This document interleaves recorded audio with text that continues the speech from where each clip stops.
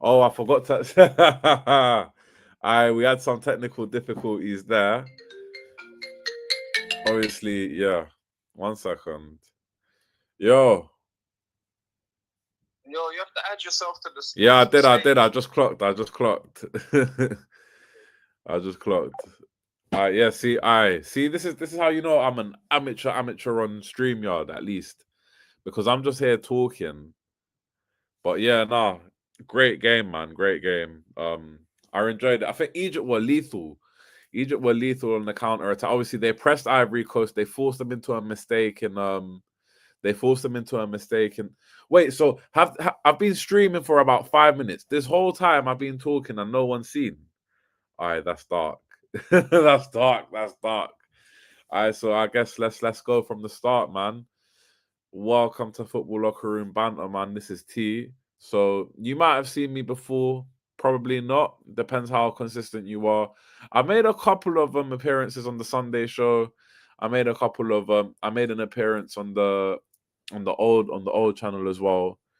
But yeah, now here I am today. I'm doing the stream, and I just thought it'd be yeah. No, I just thought you know what the original plan was to the original. Oh gosh, I can't get my words out, man. The original plan was to do a watch along for the semi-finals, isn't it? But it's a bit annoying. Like I had a long ass day. I've been in and out of Liverpool. I big up Jay, man. Obviously, yeah. So a lot of the times, big up Mustafa and Twisted. I big up Jay, man. Obviously, I'm trying to do the channel proud, man. But yeah, Jay. So you're telling me this whole time that I was streaming when I wasn't in stage, no one was hearing me talk, like, because that's a bit dark still. But yeah, no. In terms of Egypt, man, clinical. They were very clinical. I think we made the most of our weapons. I think we got some. I think overall we're a limited team in terms of quality. Like we're a limited team, but yeah, we're a limited team. However, like yeah, nah. See, bruv, imagine, yeah, I was talking for like 5 minutes. Like the stream's been going on for 5 minutes. I was talking and like just giving my breakdown of the game, just for no one to hear me. And I'm thinking, why is no? And I'm going like, all right, what do you guys think in the comments? Like, so yeah, it's a bit dark, but we're here now. But yeah, Egypt, man. I'm sure like the Man United fans are happy with the AFCON outcome. Obviously, Cameroon lost to Morocco and Ivory Coast. Ivory Coast, Ivory Coast are out as well. So you got Ahmad and my man, what's his name? Ahmad and Mbuemo back for the derby next week. So hopefully you guys can keep pushing up the table. Um T, you deserved the win fair, but that ref was atrocious. Bro, I'll be honest with you, yeah. I didn't see anything crazy from this ref. And yeah, I didn't see anything crazy from this ref. You get me? I didn't see anything controversial like that. I think the game flowed all right, and I think it was pretty consistent. But I mean, I didn't see anything mad in it. Like I've seen a lot worse in this tournament, especially in what's benefited Egypt. But yeah, it's yeah, I'm happy with the performance, in it. I think we were so bad against Benin. We were awful against Benin, yeah. But I mean, they took us to extra time. We just weren't taking our chances. We weren't creating. But I feel like what suits Egypt is being the underdog. I think being the defensive team suits Egypt more. Obviously, we have enough quality going forward. We got Marmoush, we got Salah, and obviously we got our tidy midfielders. But like yeah, I feel like when it's on Egypt to create initiative and to take charge of the game, I think we struggle a lot more. And like you could see that in the group stage. I feel like against Zimbabwe, like we created so many chances. Now he was giving so many 50-50s to Egypt, gave them the goal kick that should have been a corner, gave them throws that should have been Ivory. Last ones are on the linesman's, to be honest. There was one corner that should have been. There was one goal kick they gave to Egypt. I know exactly which one you're talking about. I don't know how he got that wrong, and it's poor. And you know why that's relevant as well? Because Egypt, yeah, we struggled on the set pieces against Ivory Coast. We weren't very convincing. The first goal, I think the physicality, I don't know what it is. I don't think El Shanawi is the most convincing goalkeeper. I don't think he's great. I think he's solid, but I don't get too much trust from him in it. Like I don't trust him too much. I don't get that reassurance of him in the box, especially when he comes out for it. But he is good enough, and we're through. So that's the most important thing. I think Ivory Coast really, really struggled to create. I think they got a lot of quality. They got a lot of young players, a lot of flary players. But I think the way Egypt plays so defensively, it's like Egypt plays so defensively. They have all the men behind the ball and they just surround players in numbers, which is why like Ahmad's really struggled. But I gotta call out what I see, you know. Yeah, you know, Ahmad was quiet though, man. Ahmad was very quiet. He was one of the players that I was most scared of tonight. But he was surrounded, man. But I don't think it's always hard to break down any team when you have like 10 man behind the ball. T, be honest, are you beating Senegal, Morocco, Nigeria in a one-off game? I don't know. I'll be honest with you. I don't know. I don't know. It's tough. I think the main thing that I can take from Egypt, especially after tonight's game, is that we have the quality in terms of going forward and in terms of finishing our chances on the counter anyway.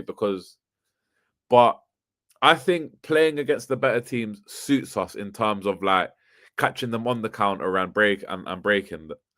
But yo, I big up Freddie Craig. What are you saying? Diamande and Ahmad got swung on the wings.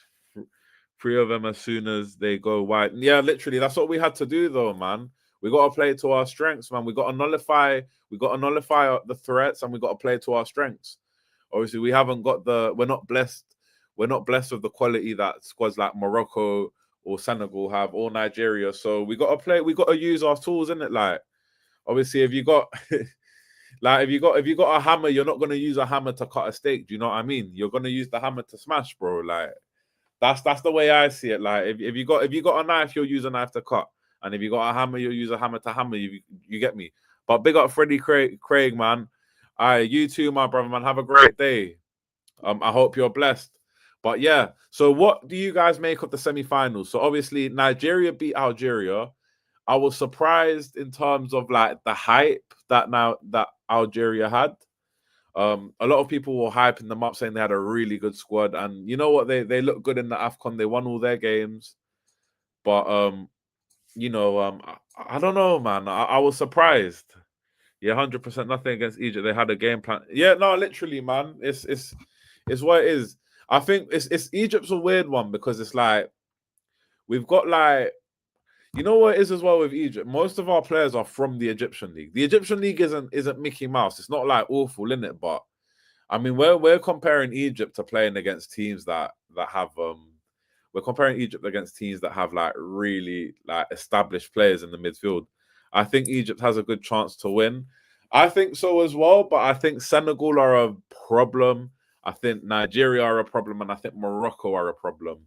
I don't know who I'd rather face. Obviously, Senegal is going to be a tough game, and our record against Senegal, especially they beat us in the AFCON final in 2021 and they beat on penalties, and they beat us. They knocked us out to qualify for the World Cup. I hear it. You know what? Morocco have a strong team. Brahim Diaz is doing absolute bits. He's playing so well, and he's become a bit of a focal point for Morocco. And they're at home. I mean, they're building a good squad for the future. They got good squad depth. I don't see why anyone else would. I don't see why you would say any different. But obviously I'm biased. Like I'm biased. I don't want Morocco to win for obvious reasons. But I'm biased, man. I'm proud that we're in the semis. Their defense with Maz left and Hakimi right and Diaz balling tough to go against them. You know what though? Morocco haven't exactly been convincing in this tournament. That's the only thing that I'm gonna say.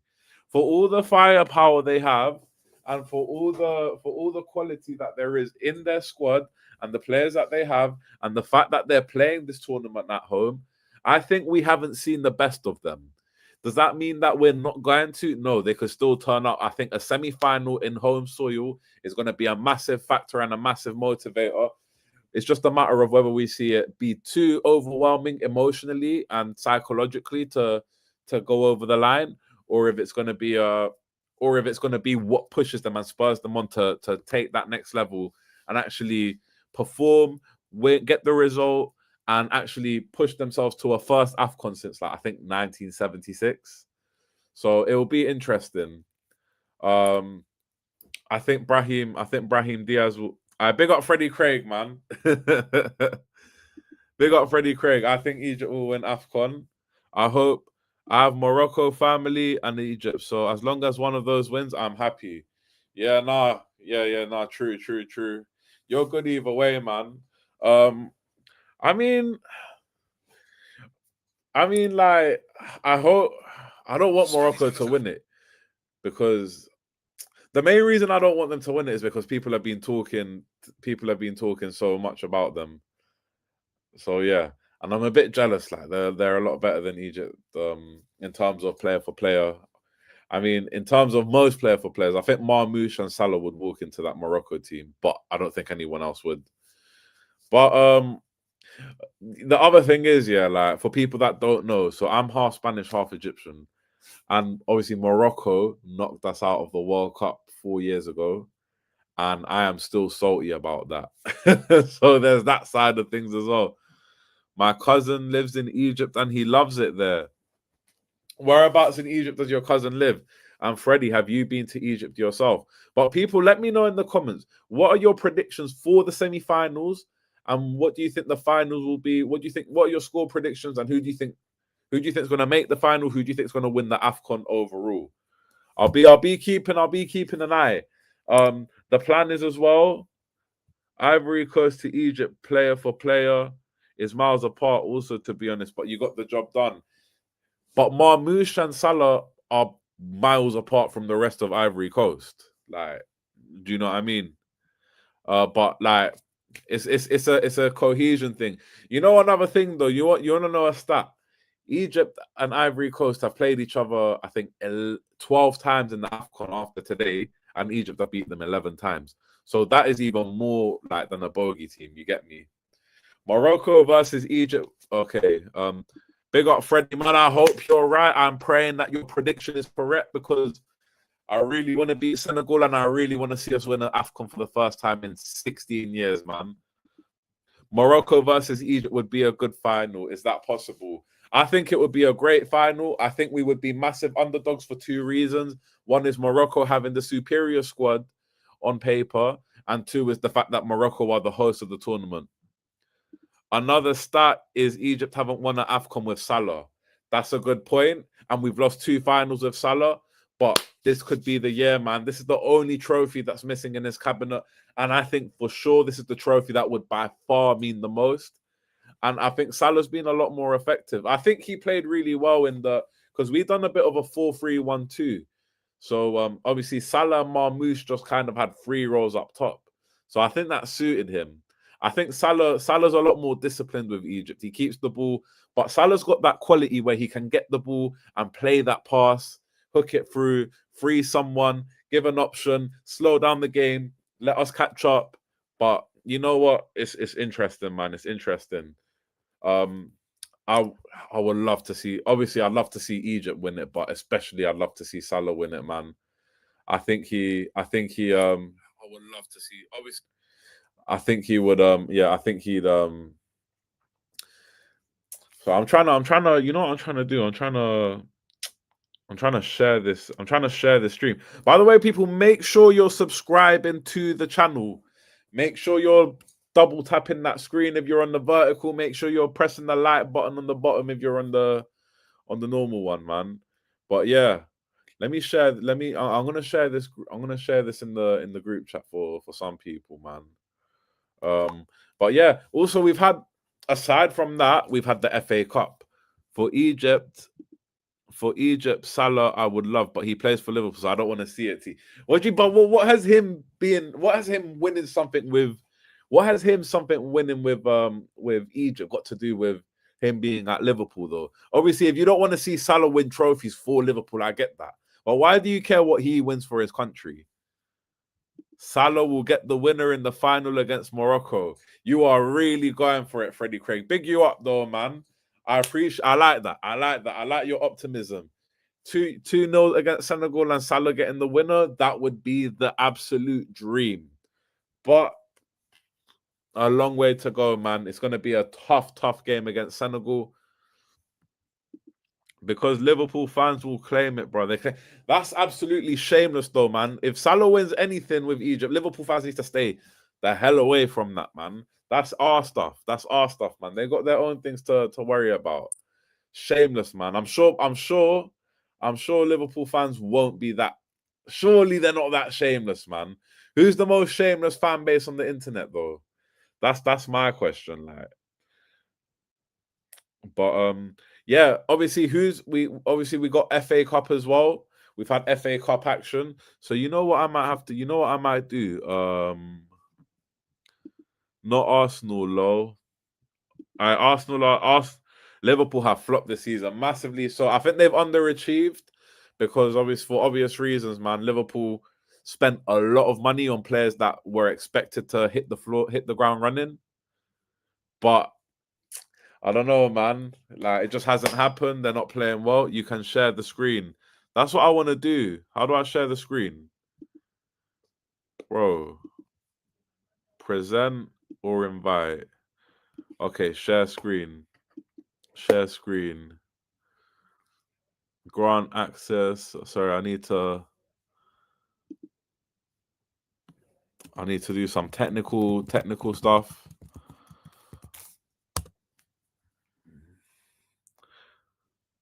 Mute a screen until it is quitting. Allow later. Okay, I don't think I can share the screen at the moment. Because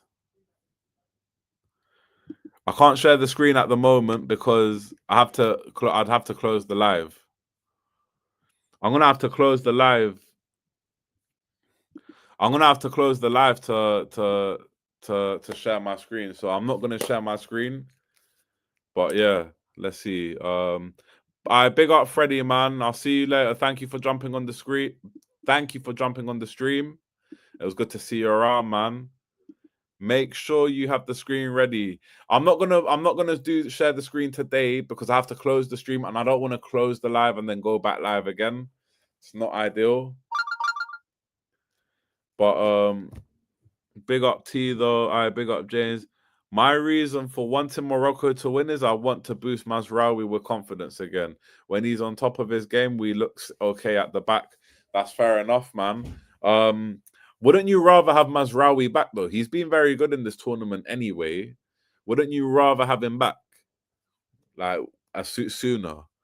Obviously, like, Morocco are expected to make the final. I think Nigeria and Morocco is a very tight game, and I can't wait to watch it. And we will be watching that on this channel as well. So make sure if you want to watch the game, come watch it with me, and we'll be checking it out. We'll be talking. But yeah, speaking of Twisted, we got Embuemo. Oh, I didn't mean to. We got Embuemo and Ahmad back now, so it's fine.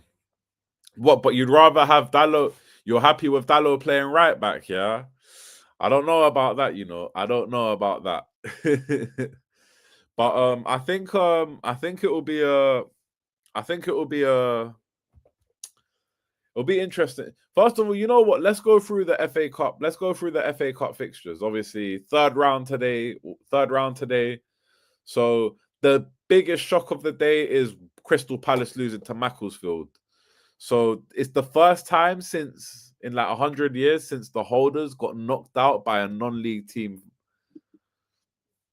Dalot right back is fine. It says going forward, that sucks, to be honest.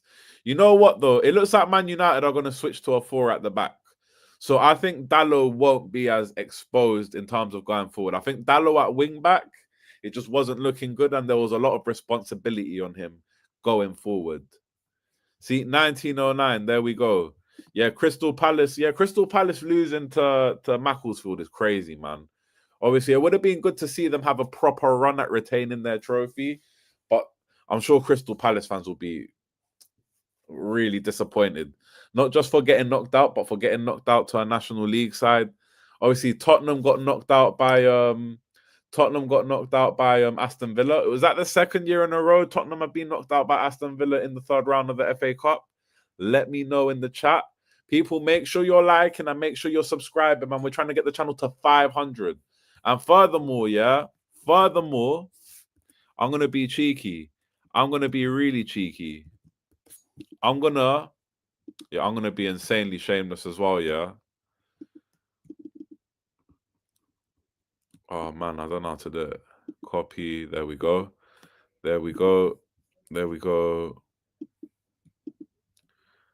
Paste. Spurs showed more fight after the game than during the game, T. All right, talk to me, Twisted. What happened? What happened in the Spurs game? Obviously, I saw they lost. I saw Morgan Rogers got a bit of a scrappy goal. Oh, yeah. By the way, yeah, I've posted my other channel on the chat.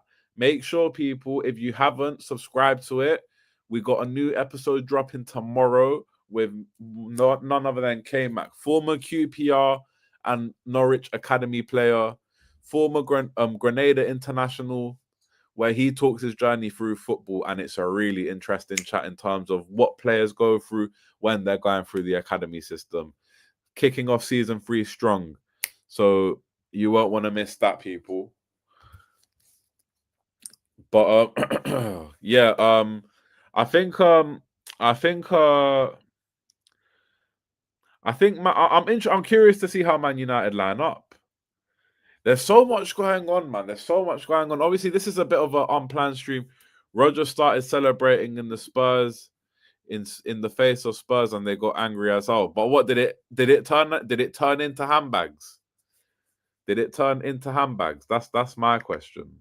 You know, I'm gonna join this stream on. I'm gonna join this stream on. That's my question. JFLRB. Okay, so it's there. Let me drop a like here. Yeah, no, it's tough. It's tough. Handbags, yeah. You know what I mean by handbags, innit? All right, big up, people, man. No, but obviously, like, if you're being celebrated in your face, you're gonna get pissed off, innit? I think it's pretty normal. How you react is probably a bit more. I don't know, but I think fact of the matter is we have beaten Cote d'Ivoire. We are through to the semi-finals, and I am ecstatic. So yeah, big up Egypt. Come on, hey, I'm so gassed. And our goals were all cold, you know, boy. But yeah, in terms of FA Cup, Crystal Palace out. Obviously, Morgan Rogers pissed off the Tottenham players. Man City won 10-1. That's on some Sunday league shit. Obviously, Exeter City, what, they're League One? I mean, come on, man. I'm expecting a bit more, like, from a League One side. I'm expecting a League One side to get smoked by Man City, but 10-1 is crazy. But yeah, let's go through the top. So first we got Port Vale beat Fleetwood. Yeah, no, big up to the Port Vale fans. I'm sure they're happy. Macclesfield beating Crystal Palace. Crazy. As Twisted said, first time FA Cup winner's been knocked out by a non-league team since 1909. So we're talking about 120 years, 127 years of history. Crazy. Sunderland went to Dickinson Park, went 1-0 up. Everton equalised, and they took it on penalties. So disappointing for Everton. Oh, wait. So Chelsea are playing now. Chelsea are 3-1 up against Charlton. So a good start for Liam Rosenior. What Chelsea fans, what do you make of that manager? What do you make of that manager arrival? Let me know in the chat. Obviously, Hato scored. Tosin scored, and Mark Gue scored. So it looks like Chelsea must have heavily rotated for this game. They have heavily rotated for this game indeed. Esteval's just come on. Liam Delat's come on. Andre Santos. Yeah, this is a heavily rotated team. Everyone was pushing, and like all bench except ran into the field to break it up. You know what? It's part of the game sometimes. These fights, like in a professional game, I don't think they ever lead to anything crazy. So we got who else we got? So obviously Everton lost to Sunderland. Wolves won 6-1. I'm sure the fans are happy to comfortably win a game for a change. Obviously, Wolves have been a bit dire this season. Leicester, Cheltenham, don't care. No offense to Leicester fans. Hope you're happy with the win. Doncaster, Southampton. Hope Southampton are happy with the win. We got Brentford beat Sheffield Wednesday 2-0. Whoa, whoa, whoa, whoa, whoa, whoa, whoa. I miss a tick with this Newcastle versus Bournemouth game. Hey, what, 3-3? And then 7-6 on penalties. Okay, Newcastle fans, is this your chance to win a trophy for a second year in a row? Boreham Wood lost 5-0. Yeah, obviously Tottenham. Okay, what else are we saying? Bristol City beat Watford 5-1. There's so many games in the FA Cup, bro. Man City won 10-1. Semenyo scored on his debut. I watched the goal. Yeah, and like Semenyo's a good player. He scored, but I feel like the defending was a little bit lax. I feel like they just let him stroll in and finish. But some good moments. I think it was Makaidu who got recalled from Watford and started today and scored. It was Makaidu or it was someone. Good to see Rico Lewis scored 2 goals. Nico O'Reilly back on the score sheet. It was either Alay. It was one of the two City young players. One of the two City young players started. But yeah, crazy man. 10-1 is nuts in a professional football match. Let's see. Fulham beat Borough 3-1. Pepperoni said Exeter, they're nobody's, but I ain't risking a loss. Let me play a strong 11. Haaland 0 goals in a 10-1 win. That is a bit mad still. That is a bit mad. I think, but you know what? I think in a way, for Man City, that's good because that means like there was a lot of goal scorers in this game. I think it was 8 goal scorers. So it's good to see a lot of other players getting in the score sheet. I think the problem with Man City this season, yes, their attack has been immense, and I think that's what Arsenal fans should be worried about. I think we're in a situation where Arsenal have a good defense. They have a good attack as well, but I think their defense is the stronger part of their team. Man City have a great attack. Their defense is struggling, but it doesn't help that you have like your 4 centre backs out. It doesn't help that your back there's no consistent back line, and that there's an injury crisis. Obviously, Man City have some very good players going forward. Haaland just needs one chance to score. Semenyo is going to be an exciting player. Doku's had a good start to the season. I think there's a lot to if Arsenal can sort out their if Man City can sort out their defense, I think they'll be breathing down Arsenal's necks for the rest of the season. And I think Arsenal fans, I feel like yes, you drew against Liverpool, and you are 6 points ahead. Not winning is not the end of the world, but I feel like beating Liverpool at the Emirates and going 8 points ahead was a chance to make a statement. And I feel like psychologically, maybe that might hold Arsenal back. But at the same time, Arsenal have a very, very good squad. I feel like they've got what it takes. And this is the first time we've kind of seen Arsenal in a commanding position. Everyone's saying how Man City aren't the same Man City. I think arguably Arsenal aren't the same Arsenal either. We're seeing a different Arsenal. So let's see if this new Arsenal can kind of like go the next step and take it forward and finally win the league, or if it's just the same kind of bottle job Arsenal that we've been used to seeing since 2004. But you know what, people? I think today's stream was a chance to like put my face in the football locker room banter, chat to the people. Make sure you're subscribing, make sure you're liking. But the plan is I'm gonna do a watch along for at least one of the semi-finals and for the finals. So it will be good to see you there. It's T, obviously new to the channel in terms of doing my own streams. Okay, well, okay. Embarrassing being a Palace supporter. They played without any passion or respect for the club. 10 internationals on for Palace. Shame. I big up Heavy Key 42, man. Condolences for losing against condolences to losing. Big up Twisted Fate. My condolences for today's loss. What do you think went wrong? Because losing to a National League side is a big deal, and Crystal Palace have a very good squad. What do you think went wrong? And do you think do you feel like the Crystal Palace squad is unsettled in terms of transfers and Glasner maybe not signing a contract and things like that? Let me know. I'd be interested to hear your take. But yeah, massively, massively, massively disappointing to lose to a tier 6 side, to a National League side as the FA Cup holders. But people, man, it's been great being on showing my face. Make sure you subscribe to Football Locker Room Banter. You're going to be seeing more of me here, doing more of these streams. But also subscribe to Live Through Ball as well. New episode out tomorrow. But big up, people, man. Great to see you. And I'm going to sign this off there. And I'll be posting in the community to let you know when I'm next going live. So I'll see you guys soon, man. Make sure subscribe, bless up. Big up Twisted as well, man. Big up everyone on the stream.